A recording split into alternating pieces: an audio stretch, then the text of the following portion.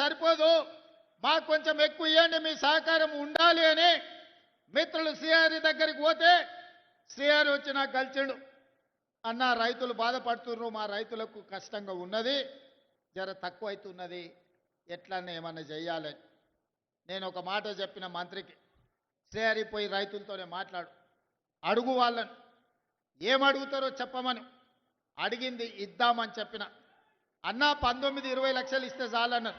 19 కాదు, ఎకరాకి 20 లక్షల ప్రకారం ఇద్దాము, ఏ రైతు కూడా నష్టం జరగనియొద్దు అంటే మా శ్రీహరి గారు పోయి రైతులతో కూర్చొని మాట్లాడి 96% రైతులను ఒప్పించి భారతదేశ చరిత్రలోనే సొంత భూమిని కన్న తల్లిలాగా భావించే మా రైతులు 96% మేము భూమి ఇస్తున్నామని సంతకాలు పెట్టి కాగితాలు ఇస్తే మొన్నటి